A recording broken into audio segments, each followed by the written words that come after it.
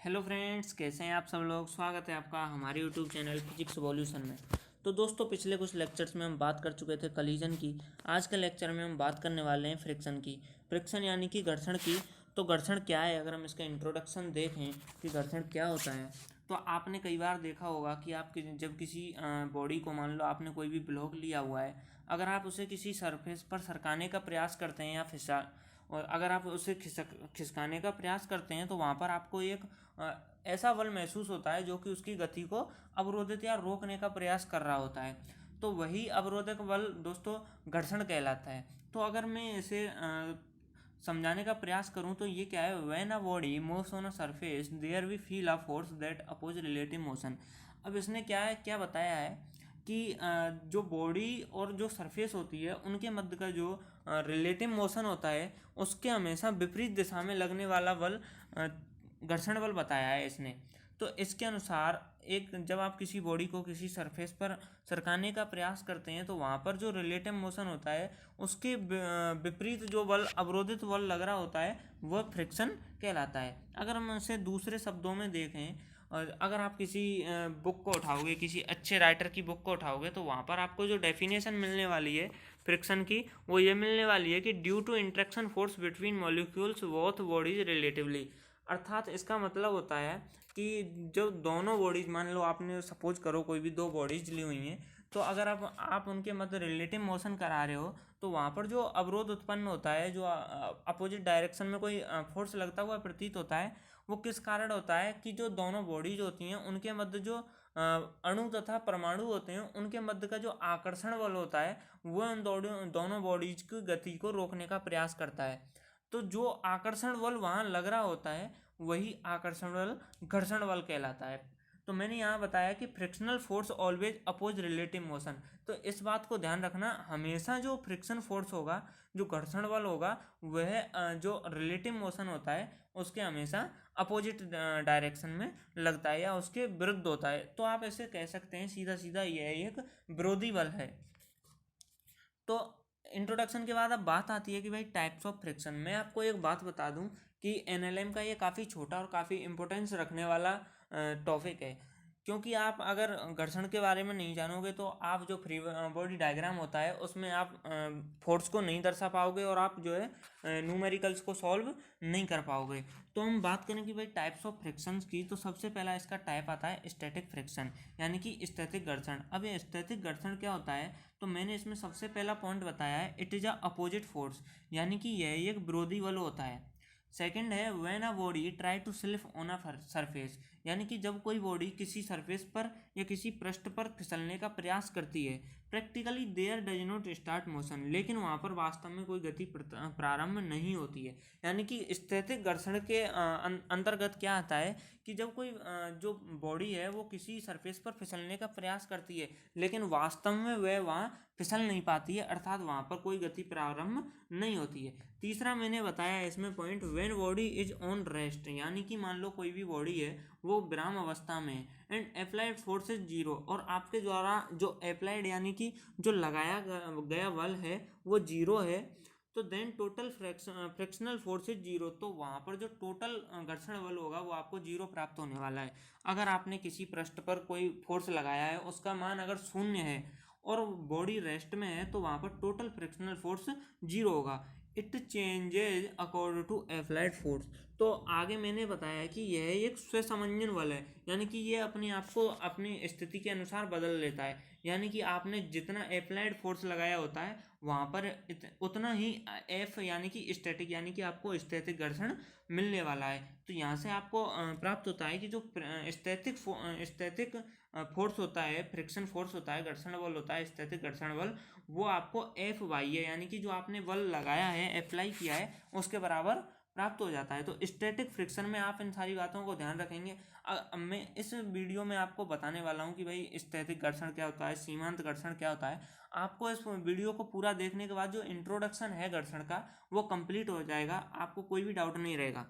तो आगे बात करते हैं हम इसका सेकंड जो प्रकार है टाइप्स ऑफ फ्रिक्शन में, सेकंड आता है मार्जिनल फोर्स, इसको हिंदी में कहते हैं सीमांत घर्षण। अब इसका नाम ही ऐसा है, आप इसको सीधे सीधे इसके नाम से भी रिलेट कर सकते हैं, यानी कि मार्जिनल फोर्स। मार्जिनल फोर्स क्या होता है, when applied force increase so static force also increase, यानी कि जब आप बाह्य बल को बढ़ाते हो तो वहाँ पर एफ स्टैटिक भी बढ़ता है। मान लो आपने कोई भी बॉडी है जिसको आप किसी सरफेस पर मूव कराने का प्रयास कर रहे हो, तो आपने क्या है वो मूव नहीं कर पा रही है, तो आपने क्या है उस पर एफ अप्लाई है, उसका मान बढ़ा दिया है, तो साफ सी बात है कि वो एफ स्टैटिक भी वहाँ बढ़ने वाला है, क्योंकि एफ स्टैटिक हमेशा एफ वाई के बराबर होता है। जितना आप एफ वाई लगाओगे उतना ही एफ स्टैटिक हो जाएगा।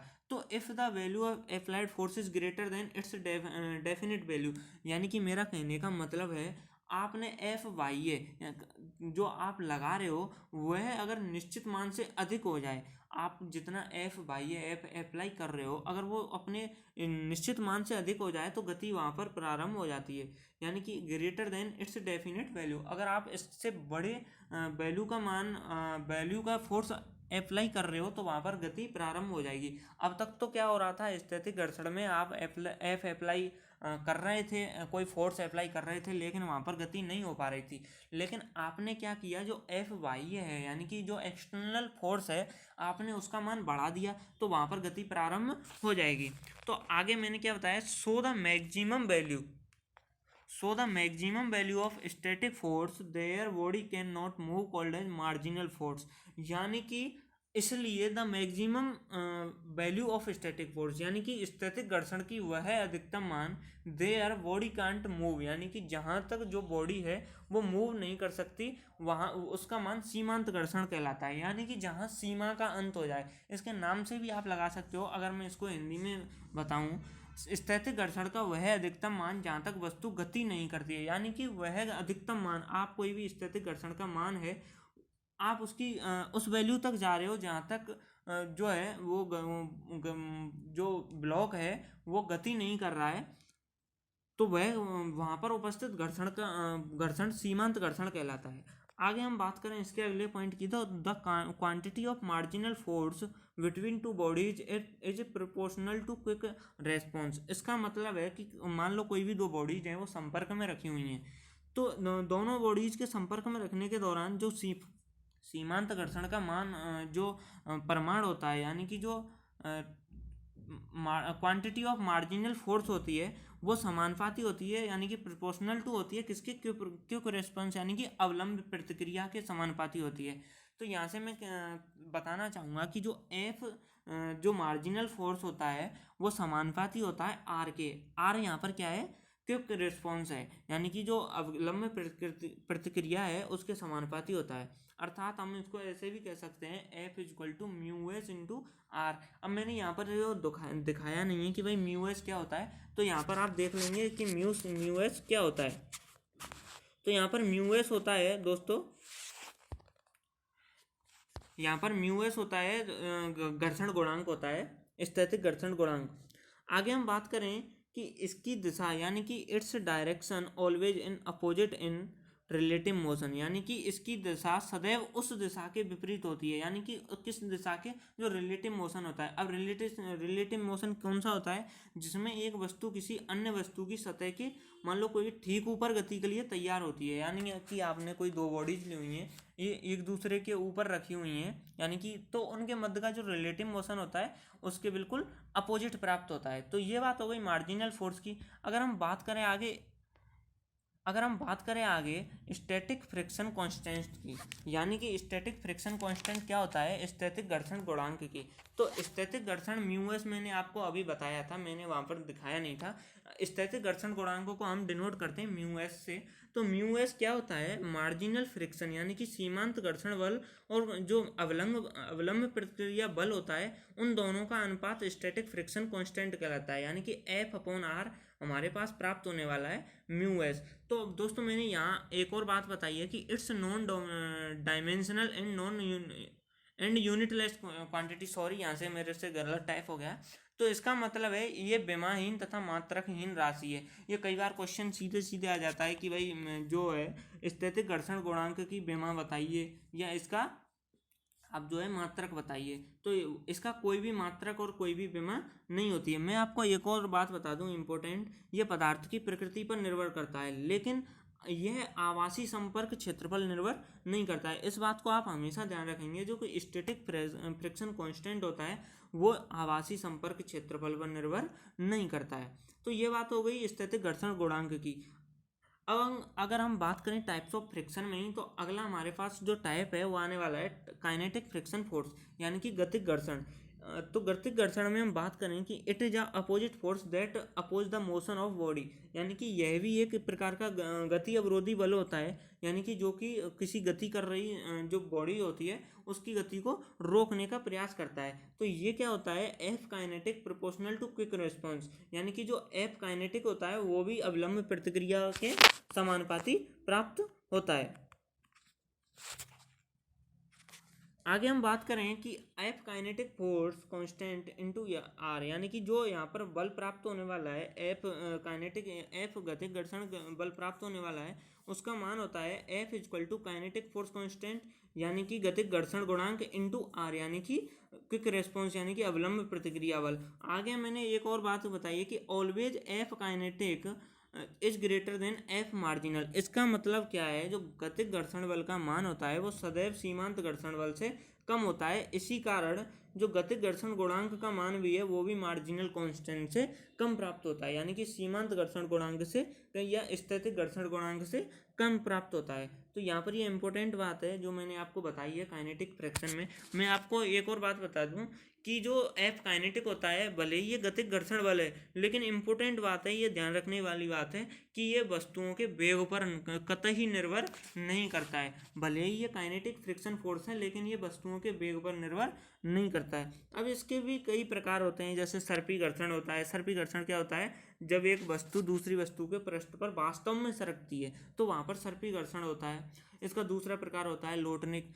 अब लोटनिक घर्षण क्या होता है, जब किसी वस्तु को आपने सरकाने का प्रयास किया, यानी कि कोई वस्तु है चकती बलय गोला टाइप में, यानी कि उसकी जो शेप है वो चकती बलय गोला या किसी टाइप की है, अगर वो लुढ़कती है, ऐसी शेप्स क्या होती हैं, लुढ़कती हैं, तो उस जो वहाँ पर जो गति होती है, वहाँ पर जो घर्षण होता है वह लोटनिक गतिक घर्षण प्राप्त होता है। अब इसके कई लाभ तथा हानि भी हैं। अब घर्षण के लाभ क्या होते हैं कि आप इसके कारण चल फिर सकते हो, लिख सकते हो। आपने बात की कि भाई मैं चल कैसे सकता हूँ। अब मान लो आप चल रहे हो किसी सरफेस पर, अगर वहाँ पर कोई भी फ्रिक्शन उपस्थित नहीं है, तो आपके जो पैर, जो आपके पैर हैं और जो सरफेस है उसके मध्य में अगर कोई फ्रिक्शन नहीं होगा तो आपका चलना संभव नहीं हो पाएगा और आप गिर जाओगे। जैसा कि मैंने यहाँ पर आपको काफ़ी अच्छे से समझा दिया है। ऐसे ही चलना फिरना हो गया, लिखना। अगर आप किसी पन्ने पर लिखना चाह रहे हो, अगर वहाँ पर कोई फ्रिक्शन नहीं है तो आप लिख नहीं पाओगे। जो आपकी जो नोक है पेन की वो फिसल जाएगी और आपका लिखना संभव नहीं हो पाएगा। अब इसकी हानियाँ क्या होती हैं। अब फ्रिक्शन के कारण यार सीधा सा है कि इसके कारण ऊर्जा का ज़्यादा व्यय होता है, यानी कि यहाँ पर जो एनर्जी लॉस होता है फ्रिक्शन के कारण। अब कई बार क्या होता है, इस ऊर्जा व्यय को कम करने के भी प्रयास किए जाते हैं। अब कम करने के प्रयास कैसे किए जाते हैं, मान लो इसका सरफेस पर पॉलिश कर दी जाती है या कोई भी स्नेक लगा दिया जाता है। स्नेक तो जानते हो, स्नेक कहलाते हैं जो सतह को चिकना बना देते हैं।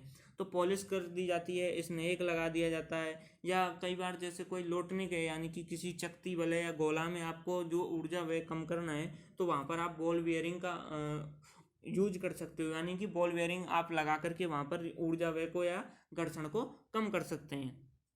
तो दोस्तों आज के चैप्टर में आज के लेक्चर में हम बात कर चुके हैं फ्रिक्शन की इंट्रोडक्शन की और उसके प्रकारों की। आपको आई थिंक इस चैप्टर को आपको पूरा समझने के बाद आपको इसके बाद कोई भी डाउट नहीं रहने वाला है।